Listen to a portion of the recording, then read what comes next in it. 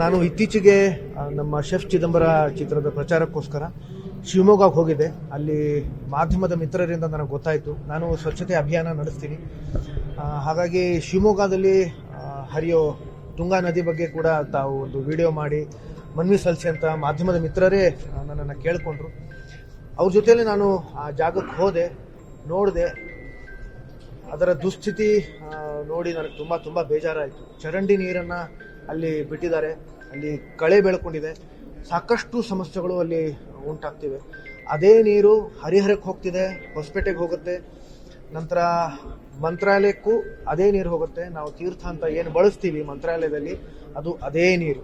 ಹಾಗಾಗಿ ನಮ್ಮೆಲ್ಲರದ್ದು ತುಂಗಾ ನದಿಯ ಋಣ ನಮ್ಮೆಲ್ಲರ ಮೇಲಿದೆ. ಹಾಗಾಗಿ ಒಂದು ಅಳಿಲು ಸೇವೆ ಮಾಡೋದಕ್ಕೋಸ್ಕರ ನಾನು ಇಲ್ಲಿ ಬಂದೆ. ಮಾನ್ಯ ಮುಖ್ಯಮಂತ್ರಿಗಳು ತಕ್ಷಣ ಅದಕ್ಕೆ ಸ್ಪಂದಿಸಿ ರಾಜೇಶ್ ಅಮೀನ್ ಭಾವಿ ಅಂತ ಏನಿದ್ದಾರೆ, ಕರ್ನಾಟಕ ನೀರಾವರಿ ನಿಗಮದ MD, ಅವ್ರ ಹತ್ರ ತಕ್ಷಣ ಮಾತಾಡಿ ಅದನ್ನು ಸ್ವಚ್ಛಗೊಳಿಸಿ ಅಂತ ಆದೇಶ ಕೊಟ್ಟಿದ್ದಾರೆ. ಇದು ನಿಜಕ್ಕೂ ತುಂಬ ಸಂತೋಷ. ನಾನು ಈ ಸಂದರ್ಭದಲ್ಲಿ ಮಾನ್ಯ ಮುಖ್ಯಮಂತ್ರಿಗಳಿಗೆ ನಾನು ಇಡೀ ಕರ್ನಾಟಕದ ಜನಗಳ ಪರವಾಗಿ ಧನ್ಯವಾದಗಳನ್ನು ಅರ್ಪಿಸ್ತೇನೆ. Thank you. ನ್ಯೂಸ್ ಫಸ್ಟ್ ನಿರ್ಭೀತಿಯಿಂದ ನಿಮ್ಮ ಪರವಾಗಿ.